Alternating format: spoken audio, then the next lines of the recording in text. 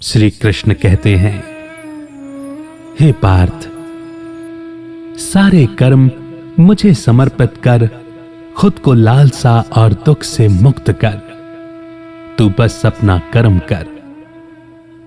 जो मनुष्यात्मा मेरी दी गई सीख को विश्वास के साथ अपना कर कर्म करता है, वो सभी कर्मों के बंधन से मुक्त हो जाता है। लेकिन जो इसमें दोष निकालता है, संदेह करता है, वो मोह में फंसा हुआ मूर्ख होता है। यहां मुझे शब्द का अर्थ है परमात्मा, सुप्रीम सोल, भगवान। श्री कृष्ण अर्जुन से कहते हैं कि मनुष्यात्मा को सारे कर्म परमात्मा को समर्पित कर देने चाहिए।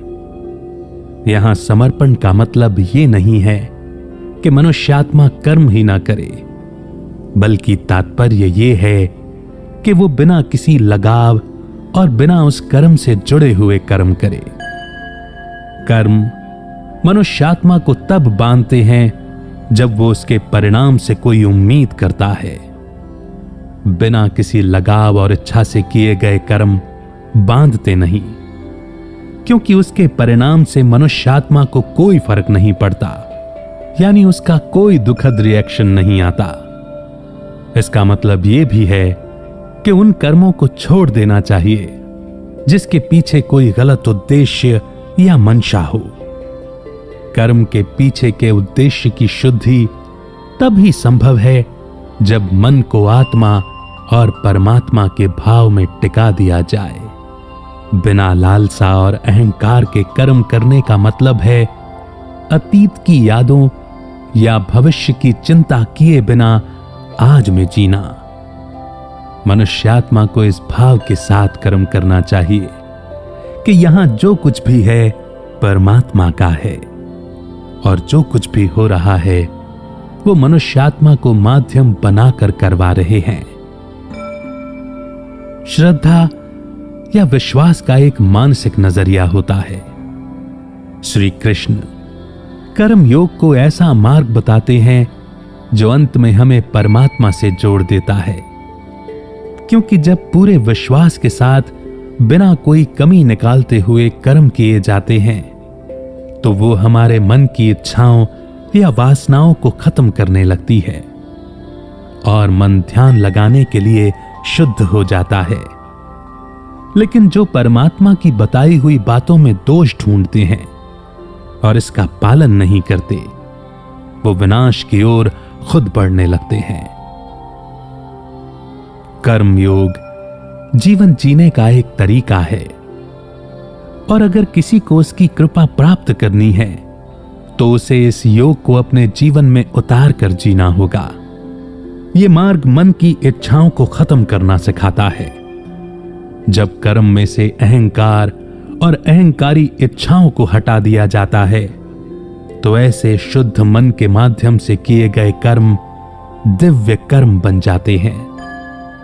जो व्यक्ति इस तरह कर्म नहीं करता वो अपना विवेक और क्षमता खो देता है और अंत में अपने विनाश का कारण बनता है।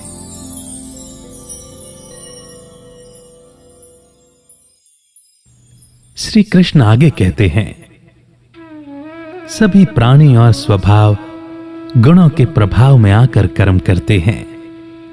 प्रेम और घृणा जो इंद्रियों को सांसारिक चीजों के लिए महसूस होती हैं, उसे रोका नहीं जा सकता, लेकिन मनुष्यात्मा को उनके झांसे में नहीं आना चाहिए, क्योंकि वे उसके दुश्मन हैं। हर मनुष्यात्मा की एक प्रकृति या प्रवृत्ति होती है जो उसके विचारों पर प्रभाव डालती है।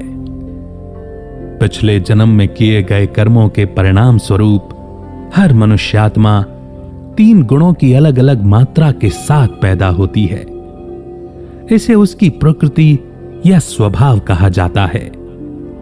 यही प्रवृत्ति मनुष्यात्मा के कर्म करने का मुख्य आधार होती है। इसके प्रभाव से कोई नहीं बच सकता, क्योंकि भगवान खुद कहते हैं कि पिछले कर्म अपनी प्रकृति के हिसाब से प्रभाव पैदा करते हैं। लगाव या घृणा करना तो इंद्रियों का स्वभाव है। हालांकि संसार की किसी वस्तु में आकर्षित करने की क्षमता नहीं होती, बल्कि ये तो मनुष्यात्मा का मन है जो वासनाओं में बहकर हलचल पैदा करता है। श्री कृष्ण इससे भागने के लिए नहीं कहते, बल्कि कहते हैं कि आत्मा को अपनी इंद्रियों को काबू में रखना चाहिए, उसका गुलाम नहीं बनना चाहिए। जब मनुष्य किसी कर्म को पसंद या नापसंद की भावना से करता है तो वो कर्म आत्मा को बांधने लगता है।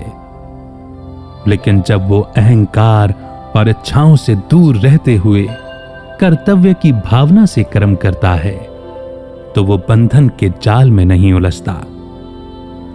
इस तरह मन को नियंत्रित करने की प्रक्रिया में इसे आसक्ति और घृणा से रोकना और अपना कर्म करना, वही उसका पुरुषार्थ होता है।